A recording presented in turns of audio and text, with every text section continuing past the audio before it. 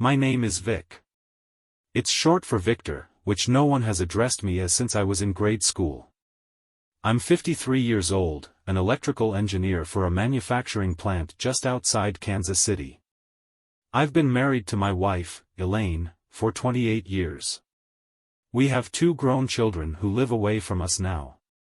Elaine is an elementary schoolteacher in the city. Our life, while once robust, has become, I don't know, stagnant. Yeah, that's the right word. It's not going anywhere these days, and hasn't been for the past 5 years. She says she loves me, but the desire is gone. I asked her if she wanted a divorce, and she said absolutely not. She also said that wasn't permission for me to fool around. That would change her mind about a divorce. So I'm in a bit of a bind.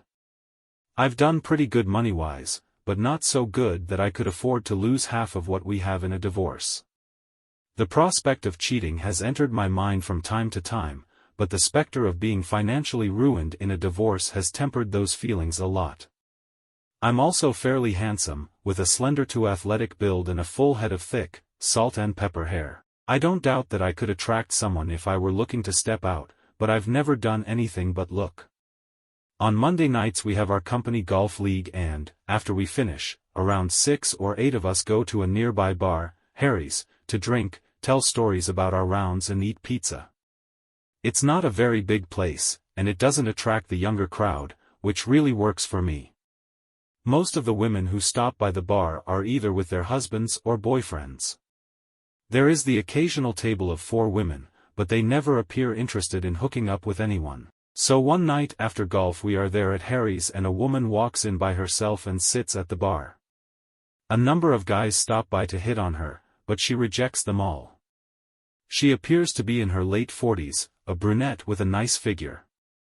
One by one, all the guys at our tables call it a night. Before long, I am the only one there. I decide to help the only waitress out a little by taking our empty pitchers and glasses to the bar. As I take them up, the woman at the bar smiles at me. I can't resist the urge to speak with her. Hello, there. My name is Vic, I offer. I don't believe I've ever seen you here before, and I'm something of a regular here. I had no illusions about her replying to my introduction, but she surprised me. Hi, she said. It looks like all of your friends have deserted you. Yeah, they all have to get up early for work. I go in a little later, so I can stay up. May I buy you a drink? That would be nice, she said. You can sit here with me if you like. I sat down on the seat next to her. We introduced ourselves and began to chat it up a bit. Her name was Cheryl, divorced and living alone. She worked in the investment area at one of the banks in the area. She had been divorced 3 years and, from the sounds of it, didn't do too much dating. I explained that I was married. It didn't seem to bother her or stop her from talking to me. We talked so much that we lost track of time and only stopped because Ernie, the bartender, announced last call. We had one more drink and prepared to leave. I offered to walk her to her car. When we got there, she told me that she only stops here on Mondays and Wednesday. She wanted to talk some more, but she didn't want to cause problems with my golf group. I agreed to stop by on Wednesday. She said that would be nice and that she would be here. A kiss at the car seemed inappropriate, so I offered my hand. She laughed and shook hands with me. If you are here Wednesday, we're gonna have to do something about that handshake. She said goodnight, got in her car and was gone. I was looking forward to Wednesday night. All day Tuesday I couldn't stop thinking about Cheryl. She had a very pretty face to go along with her figure and her personality matched her looks. I told my wife that I was going out with some of our suppliers and she was okay with that, saying not to make too much noise when I got home. She hits the sack early after grading papers, so my evenings are usually all to myself. On Wednesday I was in a really good mood and everyone in the office noticed it. In fact, one of our administrative assistants, a very attractive woman named Nancy, said that whatever had me in such a good mood should be sold over the counter. While I am never in a bad mood at work, it was clear that Nancy and others approved of the newer version of Vic. As long as they didn't know what I was up to, they could think whatever they wanted. I left work at 5:30 and by 6 o'clock I was walking into Harry's. There weren't too many people there, and none that I recognized. That was good. I scanned the bar and saw Cheryl sitting at a table in the far corner. She had a blouse on that fell off her shoulders. Her dark brown hair was pinned up, highlighting her face. I walked over to her and said hello. She was smiling by then, a sign that she was happy to see me. Her face had a glow about it and she was just about the sexiest thing I had seen in years. I sat down and just stared at her beautiful face. We talked about anything and everything for the next 3 hours, drinking a little and laughing a lot. Just after 9 o'clock she said that it was time for her to go. I got up with her and walked her to her car. This time there would be no handshake. She was leaning against her car door and I just kissed her lightly on her lips. She seemed to like it, but then she put her arms around my neck and pulled me closer, giving me a real kiss. Before we could go any further, she broke it off and wished me a good night. She then got into her car, started it and drove off.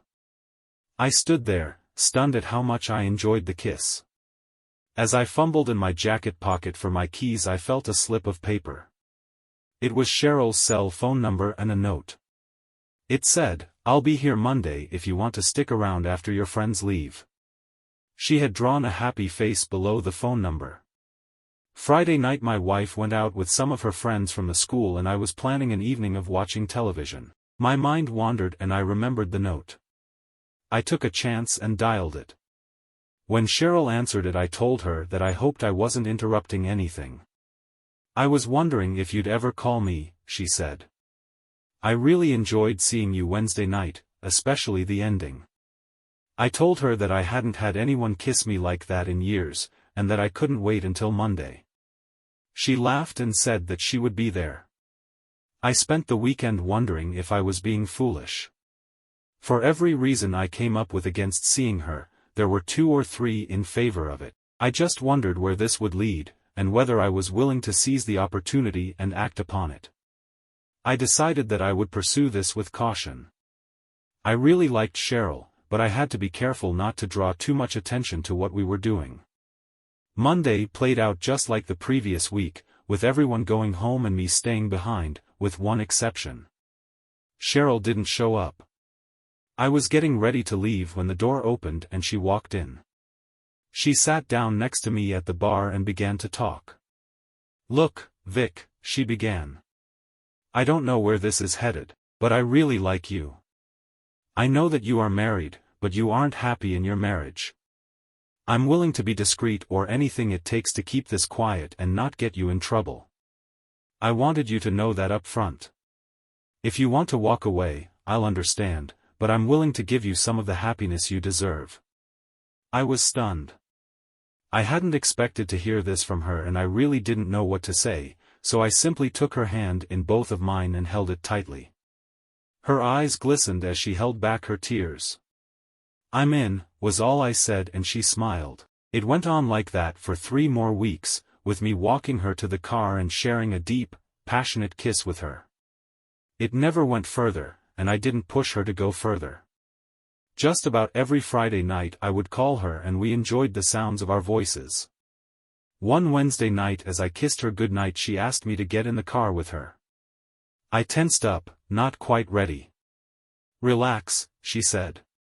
"Don't you think it's about time we went a little further?" She gave me one more kiss and then whispered, "Vic, I think I'm falling in love with you." I was speechless. I had to gather myself before I responded to her admission. What would I say? To be continued.